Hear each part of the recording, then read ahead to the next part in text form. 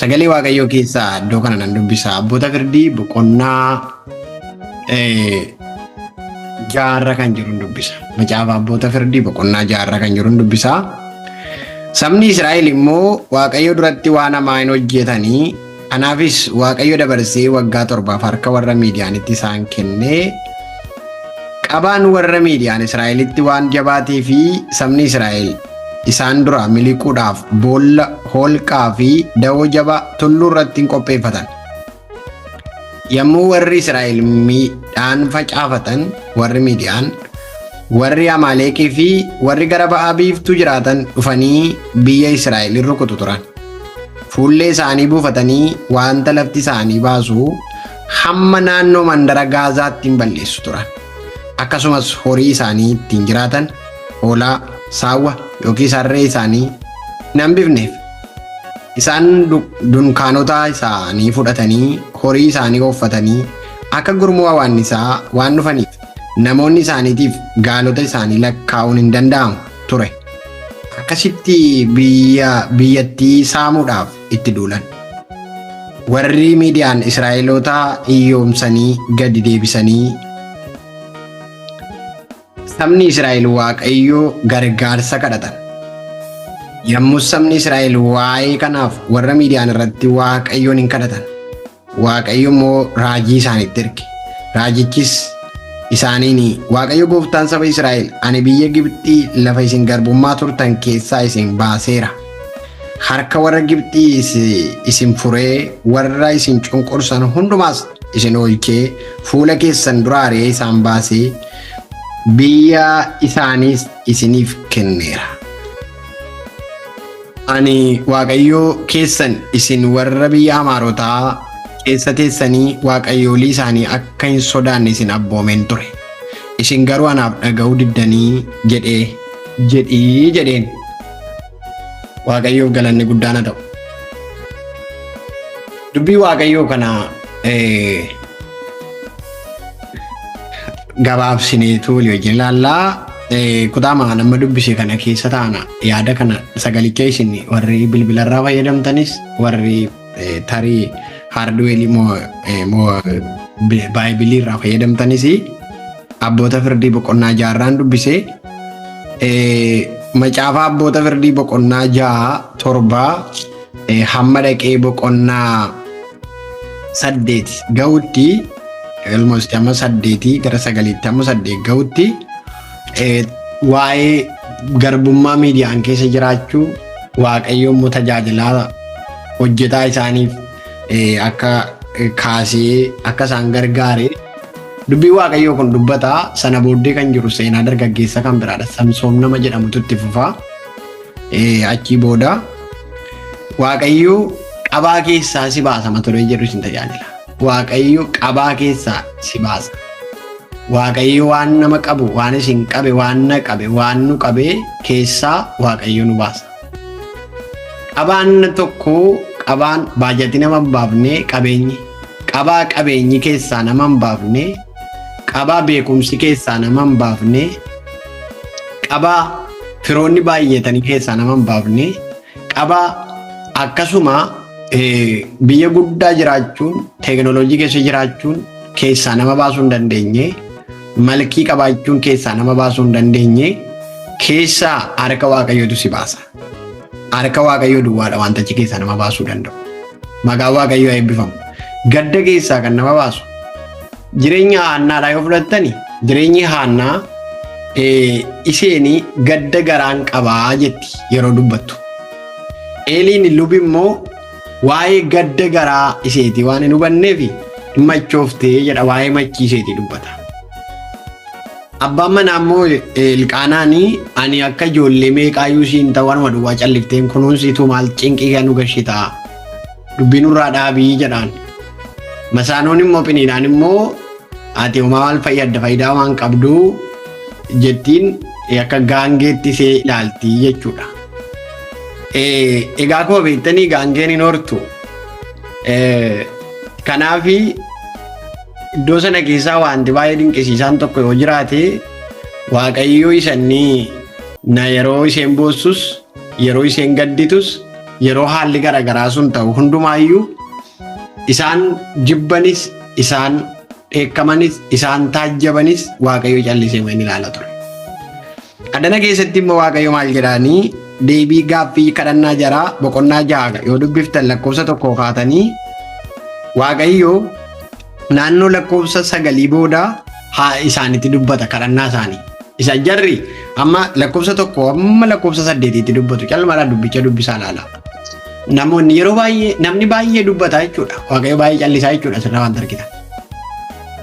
Jarri baay'ee dubbatu nu dhiiftee nu irraanfattee akka taane hin qabamne lafti keenya kana ta'e biyyi keenya akka ta'e carraan keenya kana ta'e hireen keenya akkas ta'e nu hin kufne dagatamne waa baay'ee dubbata jechuudha ilmoon namaa callisuu hin danda'u jechuudha.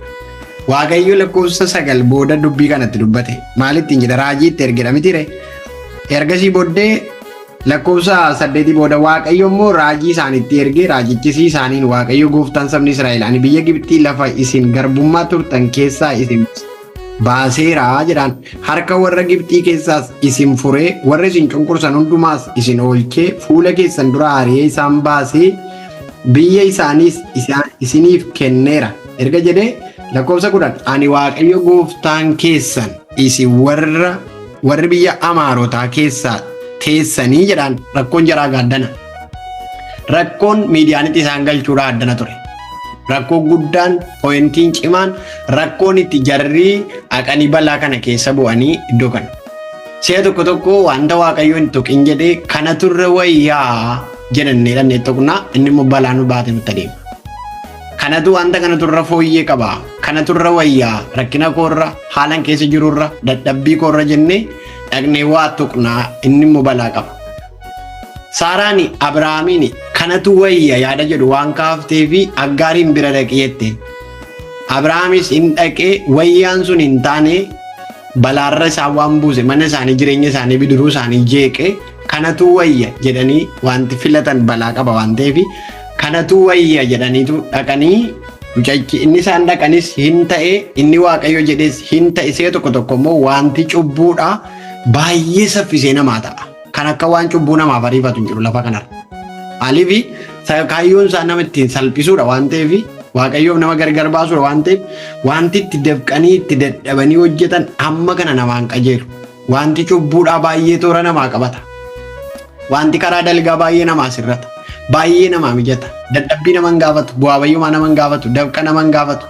Maaliif yeroo itti addeebi'ee dhufu nama dafqisiisuu waan barbaaduuf dhaqaa galan dafqisiisuu kan godha. Waaqayyo gooftaan nu haa gargaaru.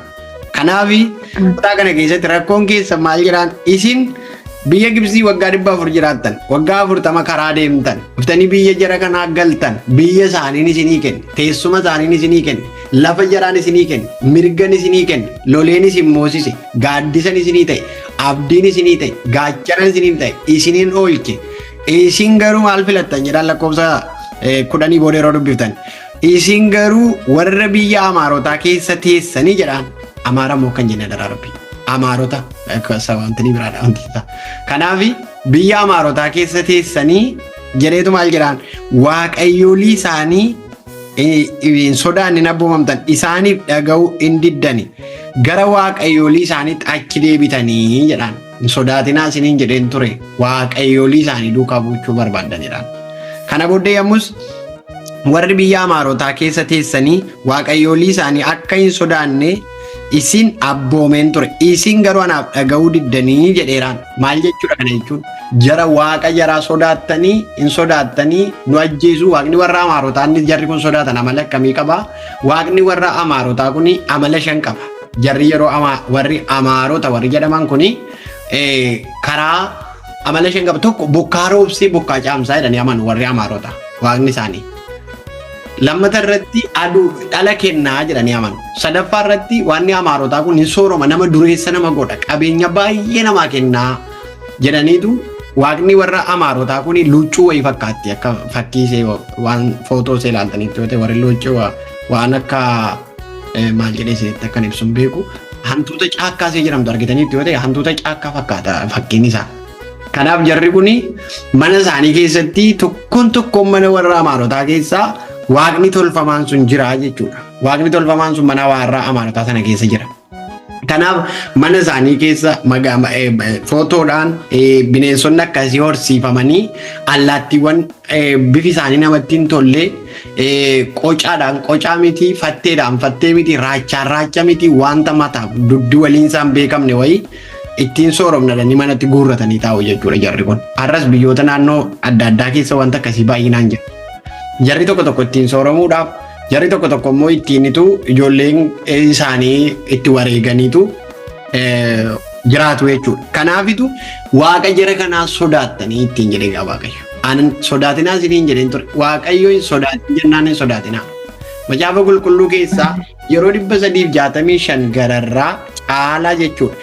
Macaafa kana keessatti hin sodaatin, hin sodaatin, hin sodaatin, hin sodaatin jedhamee caafamee jira. Kana jechuun waggaan tokko guyyaa 365. Kana jechuun ganama yeroo nuti irraa kaanu sagaleen hin sodaatin jedhu jira. Ani si wajjin jira hin sodaatin. Ani harkaan si qabaa hin sodaatin. Ani mirga kee jira hin sodaatin. Gaaddisan sii ta'a hin sodaatin. Gaachanan sii ta'a hin sodaatin. Sinfalmaa hin sodaatin. Siifan lolaa hin sodaatin. Siifan dubbadhaa hin sodaatin. Gaarummaan si agarsiisaa hin sodaatin. Haleluuyaa. Beelan sodaatin. Waraanan sodaatin. Eebuun sodaatin. Haala sicin kun sodaatin. Gara keen dhufaan sodaatin ittiin jechuu barbaada Waaqayyo. Bara baraan maqaa Waaqayyoo eebbifamu. Hin sodaatinaa. Hin sodaadhu jedhaa isinis. Hin sodaadhu jedhaa. Hin sodaadhu. Hin sodaadhu jedhaa fudhate dubbadha. Hin sodaadhu. Namoonni sodaan isinitti marsee jiru abjuun kan sodaattan, guyyaa kan sodaattan, nama kan sodaattan, lafa kan sodaattan, baranan du'aa kan sodaattan, jireenyatti hin bahottanii kan sodaattan, karaan irra deemaa jiru kan hin beekottanii kan sodaattan, waa'ee maatii keessaniif kan sodaattan, waa'ee gaa'ila keessaniif kan sodaattan, waa'ee tajaajila keessaniif kan sodaattan, har'a sagaleen hin sodaatin jedhu tokko samiidhaa bahee jira. Jarri kuni ani hin sodaatinaa jedhanii isinitti hime isin garuu jara sodaattanii jalatti kuftanii ittiin jedhe Waaqayyo. Maqaan Waaqayyoo eebbifamu. Kanaaf Waaqayyo hin sodaatinaa jedheera hin sodaatinaa. Inna hin jedheera hin nayinaa. Irrifatin jedheera irrifatinaa. Hin yaadda hin jedheera hin yaaddayinaa. Bara baraa maqaan Waaqayyoo eebbifamu. Yommus ergamaa Waaqayyo amma sila raajii dhufe. Raajiidha. Amma garuu ergamaa dhufe. Lakkoofsa meeqarratti lakkoofsa 11 irratti ergamaa dhufe. Gaa'ini raajii sana dura dhufee fi waa'ee isa ergamaa kanaa amma yommus ergamaa Waaqayyoo dhufe qilxuu mandara Oofeer bukkee jiru tokko jala taa'e. Lafichis kan Yo'aas nama biyya Abeezer ture. Yeroo sanatti Geediyoon ilmi Yo'aas warri Miidiyaan jala dhokachuudhaaf iddoo wayinii cuunfanitti amadiin dha'aa ture. Ergamaa Waaqayyoo sun Geediyoonitti mul'ate yaa loltuu jagna nanaa jedheen ni ameen jedhaagaa.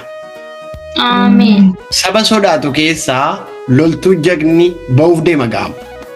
Nama sodaataa jiru keessaa loltuu jagni ba'uuf deema. Iddoo sodaan jiru keessaa waan tokko ba'uuf deema.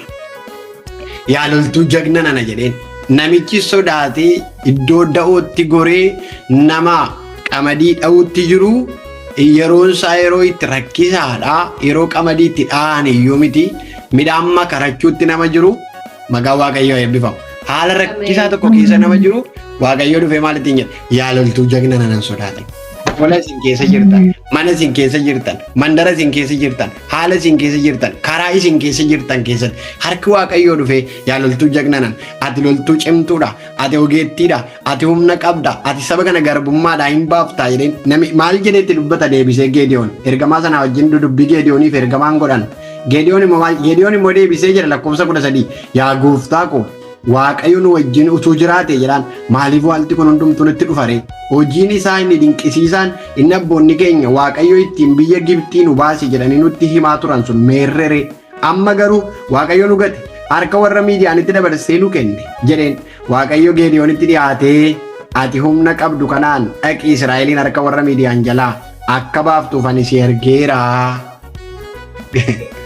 Deebii Waaqayyoo gaaffiin gurbaa kana wal fakkaataa yeroo teessan ilaalta. Nama Waaqayyo nu wajjin jiru jedhuu fi wanti Waaqayyo jedhaa jiru wal fakkaata. Akkuma kana dubbii ati ofirratti dubbattuuf wanti Waaqayyo jedhu akkasuma beekama. Ameen. Sagalee kana kompiiliitilii ofii keessatti akkas naanneessa. Akkuma ati amma sichi barri koo akka ta'eera sichan gaa'ila argadhaa sichan heerumaa sichan jiraadhaa sichan maal ta'a rakkadheera qorameera lolameera sichan faarfadhaa sichan lallabaa utuu Waaqayyo na wajjin jiraate dhukkubii amma na ga'uun irra bu'a balaan amma na ga'uun maatii koo irra bu'a utuu Waaqayyo dhuguma na beeka ta'e ani akkasin ta'a jettee yaadda miti amma yoon amma Waaqayyo maal jedhee namni isinii erga jedhaan hin jiru waan tokko taa'iraan hin jiru. Atumti mataan kee kuni humna qabduun mi'ameen jedha. Dhaqii kana jalaa warra miidiyaaniin jalaa warra saba kana qabanii jiru jettee yaaddoftu kana warra cimoodha jettu kana jala atumti saba kana baasi mi'ameen jedha. Atumti saba kana garbummaadha baasi. Akka saba kana garbummaatti galchitanitti garbummaadha baasaa sinu. Kanuma kalaas dhumina gaambula. Akka saba kana garbummaatti naxxanitti isinumti garbummaadha baasa. Akka walii keessa rakkina keessa buuftanitti rakkina keessa wal baasa. Maqaa Waaqayyoo haa eebbifamu. Akka mataa keessa rakkina keessa buuftanitti isinumti rakkina keessaa wal baasa. Akka dubbii kana fiddanitti isinumti dubbii kana deebisaa fixa. Shoortii kati dubbiin isaa kanuma. Kanuudha balaansa. Ati namni ansichi abboonni keenya waan baay'ee nutti modeen lallaba jalqabuuf deema bargeediyoon. Lallaba wayii jalqabuuf deema. Abboonni keenya yeroo nutti manii biyya Gibsii keessaa akka godhee akka sana godhee Waaqayyo jedhe amma nu wajjin jira jedhe. Tunu wajjin jira ta'e balaan kun nurra hin ga'u jarri kun nutti hin taphatan yeroo dhukkubdus Waaqayyo si wajjin jira. Yeroo beeloftu Waaqayyo si wajjin jira. Yeroo dadhabdan Waaqayyo si wajjin jira. Yeroo kuftanis jira. Waaqayyo lafa cubbuu wajjin waan wajjin hin dhaqu malee eessatti yoo nu biraanaaf. Harki Waaqayyoo nurra jira. Harki Waaqayyoo nurra jira. Yaadattu miti Gooftaa Yesuus sabni Maarqos irratti sabni kun hin beela'anii guyyaa 3 anaa wajjin turanii kana booddee karaatti kukkufuu jedheen barattootaan. Kana booddee nan waafii jedheen. Isaan immoo deebisan akkas jedhan. Maali Gooftaa? Maal jechuu barbaaddaree? Amma jarri kuni haalli iddoo kana jiru baay'ee ulfaataadha. Ammatu qabeenyi guddaan lafa kanarra jiraatee iyyuu wanti tokko ta'uu hin danda'u jedhan jarri. Ta'uu hin danda'u. Wanti tokko ta'uu hin danda'u. Sababiin isaa sabni kun baay'eedha jedhan. Gooftaan garuu waan tokko jedhee akkuma namicha kanatti ergamaan dubbate isinumti nyaachisaa jedhe. Isaani gurbaa buddeena garbuu qabdu tokko duwwaa jiraa jedhan. Galaana ce'uudhaaf galaa keessan jajjabeeffadha. Maqaa Waaqayyoo eebbifamu. Isinumti nyaachisaa. Isinumti itti faarfadhaa, isinumti itti lallabaa, isinumti itti raajaa, isinumti saba kana jajjabeessaa, lafa onaa kanatti isinumti saba kana nyaachisaa ameen jedha. Lafa rakkisaa kanatti bara dhumaa kanatti isinumti saba kana waan gaarii nyaachisaa. Nano'aaf jedhee Gooftaan nano'aaf sabni guyyuu akkasitti deeman karaatti kukkufu bineensa nyaata. Kanaaf iyyuu obbiraa eessattuu geessuun barbaadu obbiratti nyaachisuu barbaada. Barattoonni immoo maal jedhu dafii ofirraa geggeessi. Dubbiin kun hamaadha. Lafti kun lafa onaadha. Namni Waaqayyo irraa si geggeessuu yaalii godha halkanii guyyaa. Waaqayyo immoo ofitti si hambisuu hojjeta. Maqaa Waaqayyoo eebbifamu. Haalli ofirraa si geggeessuu barbaada. Yeroon ofirraa si geggeessuu barbaada. Garuu Waaqayyo ofitti si qabuu barbaada. Waaqayyo haa nyaatanii jedha. Barattoonni maal jedhu adeemanii jedhu. Namni du'uudhaaf nyaanne du'uudhaaf deemee sagaa karaatti kufechuu maanaaf malee. Yesuus karaatti kufu jarri kunidha. Guyyaa 3 ana wajjin turaniiru. Lafti kun lafa onaadha jedha. Jarri immoo maal jedhu? Adeemanii. Maaliif iddoo kana wanti nyaatan hin jiru? Yesuusiin bira wanti dhugan jira. Wanti nyaatan jira. Wanti uffatan jira. Akkitti jiraatan jira. Jireenyi jira. Nagaan jira. Boqonnaan jira. Haara galfiin jira. Yesuus bira hundumtuu jira. Kanatti ameen jedha. Ameen. Yesuusiin bira hundumtuu jira. Jedhe ameen jedha kanatti. Ameen. Jarri haasaa isaanii keessatti amma lafti lafa onaadha jedhan. Eeyyee lafti illee lafa onaadha. Seexanni hin dogoggorsa, hin balleessa. Cubbuu inni seexanni fidu jireenya namaa joorsa hambisa. Cubbuun namni fidu immoo nama ajjeesa. Waaqayyo Gooftaan isin haa gargaaru. Nu haa gargaaru. Naa gargaaru. Ameen jedha. Andaami waaniini seexanni cubbuu hojjechiifte miti cubbuu hojjetanii nyaatanii jarriin duune gadari'aman. Yaa'u. Abeeliif Qaayil gidduu immoo cubbuu goote Qaayiliin harka isaa gumaatti galchite Abeeliin galaafatee taa'a. Namni cubbuu fidee ajjeesuu jalqaba. Seexanni cubbuu fidee joorsuu jalqaba. Garaagarummaan cubbuu seexanni fidduu cubbuu namni fidu gidduu jiru kanadha. Cubbuu namni fidu du'atti geessa, balaatti geessa, hamaatti geessa. Cubbuu seexanni fiddu immoo dogongorsuu, karaarraa kaachisuu, joorsuu, dhiphisuu, cinquu. Maqaan Waaqayyoo haa eebbifamu. Kanaaf egaa Geediyooniin kutaa kana keessatti maal ittiin jedheree atumti jara kana hin baaftaa jedheen mi'ameen jedha. Anumnan qabu, hojii kanaaf ga'umsa hin qabu, an dandeettii hin qabu. Warri jettanii warri tajaajila keessaa williqechuu barbaaddan har'a ergaan isinii qaba. Gurra keessan bana dhaggeeffadha. Arra gurra keessa sirriitti banaa dhaggeeffadha. Maqaan Waaqayyoodhaa eebbifamu.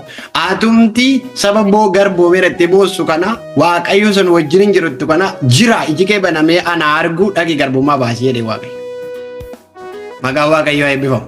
Namatti quba qabuu dhiisi paasteera baluun eegan jedhini wangeelaawwiya baluun eegan jedhin raajii tokko biyya fagooti kaasee Waaqayyo nuuf fidan jedhin ati humna qabduun ati dibata qabduun ati ayyaana qabduun ati sasii keessa jiru kanaan dammaqi kai ameen jedha kaa dammaqa kaa arribaa kaa dammaqa kaa maqaan Waaqayyoo eebbifamu kaa Ameen. yeroo tokkotu jedhama hattoonni sadii ta'anii hanna dhaqanii jedhama sadii ta'anii hanna dhaqanii hattuun isheen bara seenaa abshaaladha. Hanna dhadheessituu isheen kitaaba dubbistuu abbaan qabeenyaan qabata waan ta'eef hattoonni warri sun akka kanaa miti. Hanna dhaqanii laftii isaaniitti hatuu dhaqan kuni nama kuduraaf muduraa oomishu paappayyaa, mangoo, abukaadoo, loomii, dinnichaa nama oomishu bira dhaqanii tuusaan gibbii isaa keessa galanii walitti qaqqabataa jiraniitu abbaan qabeenyaatti dammaqee jedhama. Dammaqee kana booddee irra gahee jara sadanuu qabatee jara sadanuu gaafa qabatu inni tokko buqqee isa guddaa isaa buqqee faranjii isaa waatarmeeloonii jedhamu qabatee dhaabbata. Naani tokko abukaadoo qabee dhaabbata. Tokko loomii qabee dhaabbata. Jennaanii abbaan qabeenyaa qabee gam godhee qabee mana qomaaliifatu dhuftu anjega hattuuni sa'aatii hattu maaloo onnee maaliif dhufaa miti. Dingatuma keessa buune karaa darbaamatu jirru nutti gorree maaloo nu miidhiin kaa nu galaafatiin kaa lama bullaa nuyi dhiyoo dhalannee namni ittiin jedhanii jarri gurguddaadha. Amma waan tokko cinqiin ittiin baay'isinaa jedheen duu barbaaddu moo jiraachuu barbaaddu jennaan jiraachuu barbaadna jedhan. Okay jiraachuu erga barbaaddanii tokkoon keessa waan qabattanii jirtan kana ala tokkitti dhalli qeemsitu jedheen namichi. Kana booddee namichi abbaan loomii boo'ee dhiisuu dide. Maal taate boossaa jedhee gaafata. Ani waa'ee koo bu'aan jiru jedhee waa'ee koo mitaa wanti na gaddisiise ani bu'aan jiru. Boosare abbaa buqqeetiif hin bu'aa. Boo'ee dhiisuu dide maaliif namichi abbaan loomiis takkaan liqimsuu dandeessi. Tarii abbaan abukaadoo waan isheen gootu hin beeknu. Abbaan buqqee garuu garamitti liqimsuu danda'a jedhamudha gaaffii guddaan taa'ee gaafa yaadu dhuguma gaddeef. Riyaan isaa gaafa sana du'a waan ta'eef. Waaqayyoon waa gargaaru. Maal jechuun barbaade asirratti namichi kuni waa'ee sabaa bu'aa dhaabbate. Waa'ee sabaa bu'aa ofiisaa miti. Waaqayyo garuu sibira irratti rakkoon jiru saba kanatti garbummaadhaa baasuu dandeessa. Ati loltuu jagna jedheen. Ati loltuu humna qabuudha jedheen. Maqaan Waaqayyoo eebbifamu. Ati loltuu dukkana keessaa nama baasuu danda'uudha. Ati nama kadhannaan kee dhaga'amuudha. Maqaan Waaqayyoo eebbifamu. Nama faarfannaan kee dhaga'amuudha. Nama lallabi kee dhaga'amuudha. Nama abjuun kee hiika qabuudha. Nama mul'ati sirka jiruudha. Ati hin dandeessaa. Danda'a Waaqayyo. Waaqayyo waa'ee keessaniif hin danda'a. Waa'ee maatii keessanii hin danda'a. Waa'ee biyya keessanii hin danda'a. Waa'ee waldaa keessanii hin danda'a. Waa'ee mataa keessanii hin danda'a. Waaqayyo hin danda'a ameen jedha amana. Ameen. Kana booddee namichi kun maal jedhe gaa? Waaqayyo Geediyoonii wajjin haasa'aniitu namichi humna qabdu kanaan dhaqee Israa'eliin harka warra Miidiyaan keessaa baasi ittiin jedhe miti. Waaqayyo Geediyoonitti dhiyaatee ati humna qabdu kanaan dhaqee Israa'eliin harka warra Miidiyaan jalaa akka baaftuuf ani si ergeeraa jedhe. Geediyoon immoo yaa gooftaa koo attamitti Israa'el oolcharee qomoon koo sanyii minaasee keessaa qomoo xinnoodha. Ani mana abbaa kootiittis qoxosuudha jedhe. Sababuma uuma namicha kana dhaabbate dargaggeessa sababa jaallatu wayi. Mikinaatuma sila Waaqayyoon wajjin hin jiru abboonni keenya akka nutti mammiti dubbiin akka biraadhaa jedheen. Tokkoon keessan akkasuma hojii keessan beektu. Sababuma dhaabbatee tarreeffata. Sababuma tarreeffata. Ammoo ani qomoo gaafatee Waaqayyo qomoo isaan beeku namicha maal godha. Qomoon koo warra minaaseedha. Eesh achi booda'u. Achuma keessaa iyyuu ani mucaa quxusuudha. Gaboonni koo jiruudha. Isaan bira dhaqee. Yookiin immoo warra qomoo keenya kana keessaa bahidha. Maal barbaada namichi kun yeroo hin taa'ee hojjaa dargaggeessa kana yeroo hojii isaa laalu wanta ittiin ergamuu kun rakkoo qabdi yoo ta'e godoon keenya balballi keenya gosi keenya hin badini gosa kan biraa illima godhuudha. Waaqayyo haa eebbifamu. Dhiibbatti dubbata dhaabbate sila Waaqayyoon sila na wajjin jiru kanaaf akkas taane balaan nurra bu'e jedha. Amma immoo gaafa Waaqayyo ati humna qabda ati koo dibata si keessa jira of dagatte malee of irraanfatte malee hin barbaachifta ati qoricha ati jeneraala kumaandara ati saba kana dura bu'uu dandeessa ati ministeera guddaadha gaafa Waaqayyo ittiin jedhu amma minaaseedha nuyi mammoo minaaseedha nuyi qomoo minaaseedha. Warreen nuyi minaaseedha ta'e jirtu minaasonni harka baasaa jirtu minaasee. jijjiira minaaseen jiru. Warra minaaseen. Minaaseen gaa jajjabaadhaa waaqna ayyaana isiniif kennu. Warra minaasee jajjabaadhaa. Kanaaf ani minaaseedha. Achi booddee ani quxusuudha horii jettanu. Quxusuudhaan xinnoodha. Ani hin beeku. Hanga see tokko.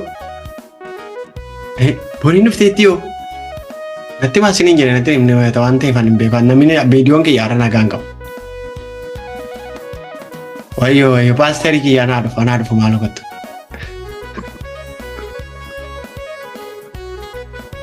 Lakki barsiisaa dhugaatti fufaa gooftaan isin haa eebbisu. Minaaseedha. Itti fufi. Barsiisaatti fufaa. Paasteriin iyya manaa kennanii waa ta'us jaarsolii waldaa narraa eegish. Narraa eegi jabaadhu. Yoo rakkoo hin qabu gooftaan isin haa eebbisu. So, almost yaani gara baay'een dheeressuuf walitti qabna. Dubbii addana keessaa waan gurguddaa sadii isinitti meenii dubbicha walitti qabna. Inni tokko waaqayyoo haala keenya itoo hin taane aangoof, humnaaf, jabinaaf, araaraaf, gaarummaa isaatiin nu wajjin dhaabata. Yeroo hojii waaqayyoo hojjettan inni kun qalbii keessan keessaan dhabame. Waa'ee qabeenya keessanii, waa'ee gosa keessanii, waa'ee iddoo dhalattanii, waa'ee barumsa barattanii, waa'ee malkii keessanii, waa'ee haala keessa jirtanii, baay'ee haala michootiidhaan milkaa'e zoonii gaarii keessa jiraachuu dandeessu, baay'ee haala rakkoodhaan makame keessa jiraachuu dandeessu. Inni kun waaqayyoon hin ariifachiisus, suutas hin jechisiisu, duubattis hin dabarsu, durattis hin dabarsu. Waaqayyo bara baraan gaariidha. Mi'ameen jedhama. Baay'ee beekuun keenyas, baay'ee wallaaluun keenyas, baay'ee nu mijachuunsaas, baay'ee nutti irrachuunsaas waaqayyoon maayikiroo persekendii tokkoof hojii isaarraa isan ittisu. Sababii isaa waaqayyo dandeettii, beekumsa, qabeenya, qomoof haala keenya otoo hin ta'in araaraaf, gaarummaaf, tolaaf, filannoof fedhii isaa jireenya keenya irratti raawwata. Waa'ee mana minaasee ta'uudha, waa'ee mucaa qotusuu ta'uudha, waaqayyoof daangaan qabu. Inni kun waaqayyoon homaayyummaa inni ittisu, duraan dhaabbatu, hin rakkisu. Naaf faarfadhaa yoo isiniin jedhe, lallabii yoo jedhe, raajii yoo jedhe, bulchii yoo jedhe, geggeessi yoo jedhe, iddoo waaqayyoon isin dhaabetti dallaan sun cuqqaalamee, qaawwi sun cuqqaalamee ma hojjetama. Haalichi gaarii ta'us gaarii ta'uu baatus hojichi harka waaqayyoon hojjetama. Hojichi jecha waaqayyoon hojjetama. Biyya guddaa jiraachuun, biyya xinnoo jiraachuun, qabeenya baay'ee qabaachuun, homaas dhabuun, namni baay'een isin hordofuun, namni tokkoyyuu isin hordofuu diduun ishee waaqayyoof inni kun homaa miti. Maqaan waaqayyoo haa eebbifamu. Utuu Daawit ijoollee obbolaan Daawit warri gurguddoo gatiittii qaban, carraa qaban, teessoo irra taa'uudhaaf jiran utuu jiranii waaqayyo Daawitiin barbaadee fidee dhufe. Akeeki waaqayyo qobaadha. Waaqayyo akka namni ilaalu ni ilaalu. Akka namni yaadu hin yaadu. Karaa namni deemu hin deemu. Karoorri waaqayyo qobaadha. Akeeki waaqayyo qobaadha. Kaayyoo waaqayyo qobaadha. Maqaan waaqayyo bara baraan eebbifamu. Iyyoob 23:13 natti fakkaata yoon raakaachuu baadhee. Iyyoobi maal jedha? Yaadni waaqayyo qobaadha jedha mitiire. Eenyuyyuu isa geeddaruu hin danda'u jedha yeroo dubbatu. Maqaan gooftaa Yesuus eebbifamu. Iyyoob 23:13 irra jedhee ilaala. Yaada yaadni waaqayyoo qobaadha, eenyuyyuu isa geeddaruu hin danda'u. Inni wanta barbaade hin godha. Inni wanta waa'ee kootiif murtoo godhe hin raawwata. Sanyiin akkasii isa keessa keessa baay'eedha. Ameen ameen ameen. Ameen ameen. Yaadni waaqayyoo qobaadha. Jedhaa jecha kana na wajjin jedhaa. Yaadni waaqayyoo qobaadha. Yaadni waaqayyoo qobaadha. Dabalaa jedhaa. Yaadni waaqayyoo qobaadha. Jedhaa dubbadhaa dubbii kana. Yaadni waaqayyoo qobaadha. Jecha kana sirriitti ana wajjin kutaa kana dubbisaa hundi keessan. Macaafa iyyoo kana na wajjin dubbisaa. Jedhaa na wajjin yaadni waaqayyoo qobaadha. Jedhaa. Yaadni waaqayyoo qobaadha. Eenyu isa geeddaruu hin danda'u. Jedhaa na wajjin. Eenyu isa geeddaruu hin danda'u. Inni wanta barbaade hin godha. Inni wanta barbaade hin godha. Inni wanta waa'ee kootiif murtoo godhe hin raawwata. Inni waa'ee kootiif hin raawwata. Ameen. Sanyiin akkasii akeeka isaa keessa baay'eedha. Sanyiin akkasii akeeka isaa keessa baay'eedha. Maqaa waaqayyoo eebbifamu. Dubbii guddaan qaba. Yaadni waaqayyoo qobaadha. Ameen. Sanyiin waan hamaa raawwachuu, harka nama qabuu, dadhabaa lafaa kaasuu, wallaalaa beekaa gochuu, sanyiin dhukkubsataa fayyisuu, jaamaa ija banuu, jireenya bara baraatti nama geessuu, wanta akkasii akeeka waaqayyoo keessa baay'eedha. Ameen. Wanta akkasii karoora waaqayyoo keessa baay'eedha. Dukkan namaa ibsuun akeeka waaqayyoo keessa baay'eedha. Kanaaf waaqayyo isa Geediyoon dubbatu kana dhaga'aa jira miti. Inni lammaffaan akeeki waaqayyoodha. Waaqayyo dubbii isaa irratti amanamaadha. Amanamaadha. Sodaatiin jennaan waaqayyo akkati sodaattu ni eegamu. Waaqa warra mormaan sodaatiin qabeenya warra Ermiyaasiin maal jedhe sabi kun saba guddaadha. Saba mataan isaa dhagaata. Mataan isaa jabaata. Si lolu qobaa keeti mucaa xinnoo qobaa si lolu mootonni luboonni jajjaboon garuu moota jedheen akka nama tokko rukutu. Akka nama tokko lolutti lolta. Maqaan waaqayyoo eebbifamu. Naannoo Ermiyaas keessa buufatee jiru naannoo isaa namoota rakkisoo jira. Yeroon isaa yeroo rakkisaadha. Umuriin Ermiyaas umurii ga'umsa gaarii qabu miti. Garuu waaqayyo akka jedheen akka nama tokkootti jara kana guutummaa irraafta hin buqqifta. Ani har'a aboo sii kenneera jedheen dhaabuudhaaf, buqqisuudhaaf, tiksuudhaaf, galagalchuudhaaf, ijaaruudhaaf, diiguudhaaf waaqayyo aboo sinii kenneera ameen jedhaa. Waaqayyo aboo naaf kenneera jedha. Waaqayyo aboonaaf kenneera. Waaqayyo aboonaaf kenneera jedha. Bara baraan galanni waaqayyo haa ta'u. Kanaaf waaqayyo Ermiyaasitti dubbate. Dubbii guddaatti dubbate waaqayyo Ermiyaasitti hin buqqista, hin ijaarta, hin galagalchita. Si dhagaadheen maqaan waaqayyo bara baraan eebbifamu. Akka jedhaan dubbichi itti fufees waaqayyo ati garuu yaa Ermiyaas ka'i mudhii kee hidhadhu. Ameen jedha. Wanta si abboome hundumaa isaanittiin ani isaan duratti akka diyyeellaasifamnetti ati yommuu isaan argitu hin nahin. Kunoo ani har'a akka mandara kellaa dhagaa qabu akka utubaa sibiilaa akka keenyan sibiila borrajjii irraa hojjetame akka ati taatu si godheera. Ati biyya sana hundumaa mootummoota Yihuudaa gurguddoota isaanii luboota isaanii saba biyya sanaa hundumaa hin mormita. Isaan si lolu ani si oolchuudhaaf si wajjin waan jiruuf garuu si himmoan jedhee dubbateera. Nama tokkittiidhaanii amma biyya tokko dhaqeettee lubootas mormi moototas mormi jajjaboota biyya sanaas mormi dhuguman gootu madara waaqayyo. Kun hin gootu madara rabbi. Kutaa mee majaafaa raajii Ermiyaas boqonnaa tokko lakkoofsa 17 qabeen dubbise mee kutaa kana dubbisaati utuu ana ta'e kamiin godhaa yaadaa waan tokko lakkoofsa 17 qabaate. Dubbisaati ammatu waaqayyo ka'iitii dhaqee biyya tokko lubootas mormi jajjabootas mormi moototas mormi. Koromsicha akkuma kana bakka. Akkuma dubbicha akkuma kana. Maqaan waaqayyoo eebbifamu. Waaqayyoon baay'ee amanaa jechuudha namichi kun mucaan kun Ermiyaas. Baay'ee amana. Maal obboo jarattiin nafitti naqoo wantichi ulfaataa jedhee akka Yoonaasii karaa biraan kaane. Akkuma jette sirriidha deematti ka'e. Maqaan waaqayyoodha bara baraan eebbifamu. Kanaaf dubbii waaqayyoo kana keessatti lakkoofsi 9 immoo waaqayyo hiixatee harka isaa afaan kootti buusee kunoo ani dubbii koo afaan kee keessa nan kaa'a ilaa akka ati buqqiftuuf akka ati diigduuf akka ati balleessituuf akka ati garagalchituuf akka ati ijaartuuf akka ati dhaabduufis ani har'a saba irratti mootummoota irrattis aboo siif kenneera naan jedhe. Ameen jedhaa fudhadhaa kana. Dubbii kana na wajjin jedha na wajjin kutaa kana dubbisaa ergasii waaqayyo hiixatee jedha. Ergasii waaqayyo hiixatee Harka isaa afaan kootti buuse jedha. harka isaa afaan kootti Kunoo ani dubbii koo afaan kee keessa nan kaa'a. dubbii koo afaan Sila akka ati buqqiftuuf akka ati diigduuf akka ati balleessituuf akka ati garagalchituuf akka ati ijaartuuf akka ati dhaabduufis ani har'a saba irratti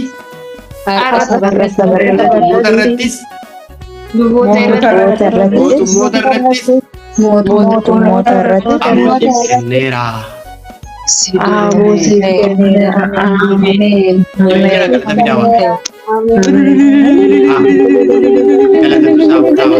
Ulfinatu waaqayyoo ta'a.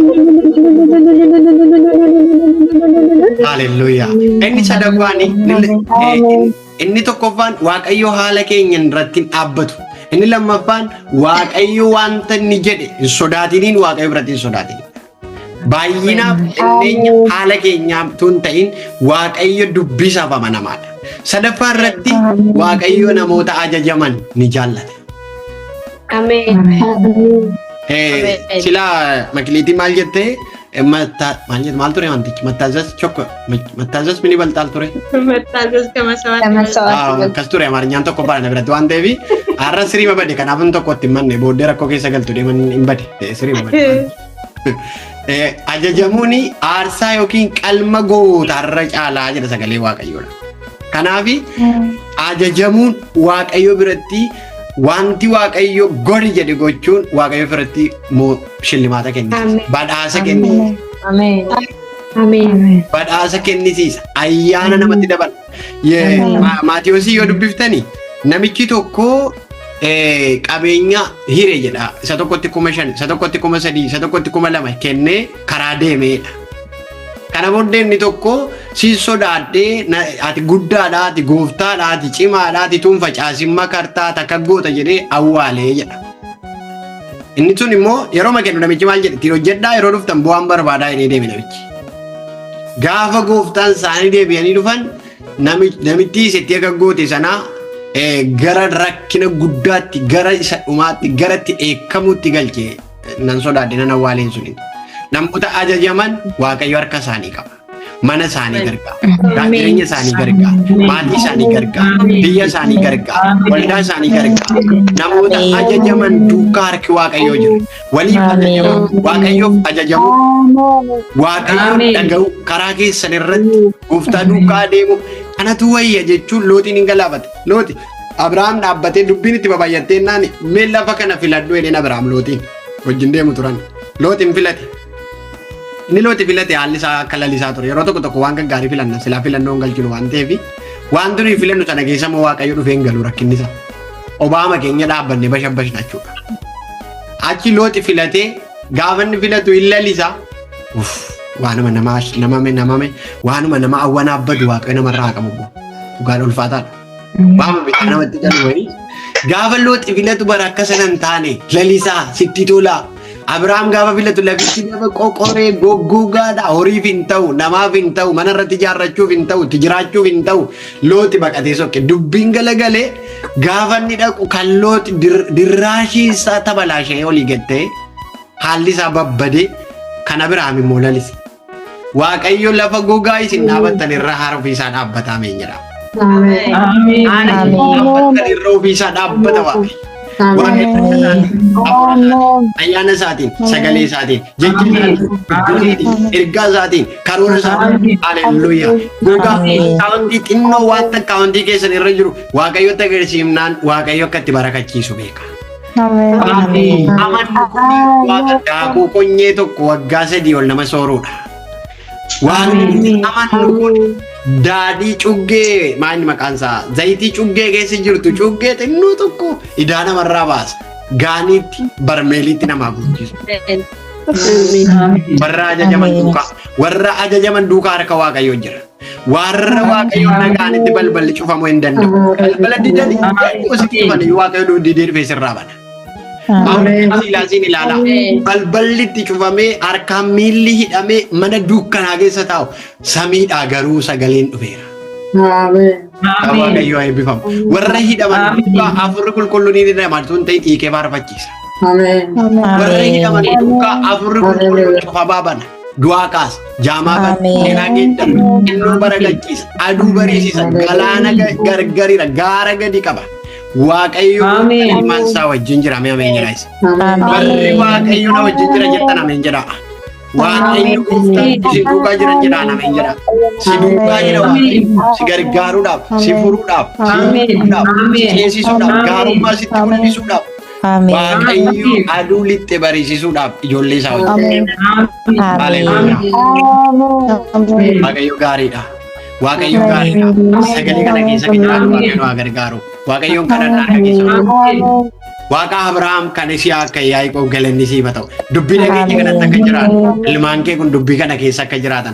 An dubbii kee kana keessa akka jiraatu. Sagaleen kun jireenya keenya keessatti maqaa Yesuusiin hudhee daraaree jakka godhatu. Sagalee kanaan yaa Waaqayyo torban kana bara kana ji'a kana mo'icha guddaa hiikama guddaa ce'umsa guddaa garbummaa jalan jiraatu hin ta'in namayyuu garbummaa jalaan baasa jechuu kan dandeenya.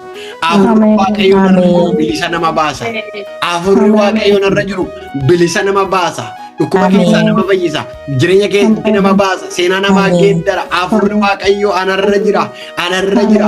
Anarra jira. Afurri Waaqayyo nurra jira. Afurri Waaqayyo nurra jira. Afurri Waaqayyo nurra jira. Nama afurri Waaqayyo sirra jira. Afurri Waaqayyo sirra jira. Afurri Waaqayyo sirra jira. Afurri Waaqayyo sirra jira. Nama afurri Waaqayyo sirra jira. Sirra jira. Sirra jira. Afurri Waaqayyo sirra jira. Inni haala ulfaataa sana keessaa nama baasa. Nama gaddiinni jabeessu, nama abdii qabeettan abdiimu, haala rakkisaa keessa inni qabeessi dabarsu, inni seenaa kee geeddara. Sirra jira, sirra jira, sirra jira. Seexanna dhaga'u, beella dhaga'u, waraansa dhaga'u, yaaddura dhaga'u. Afurri Waaqayyo biyya lafaa rakkisaa kana keessatti nama wajjin ta'u, afurri Waaqayyo sirra jira. Afurri Waaqayyo anarra jira.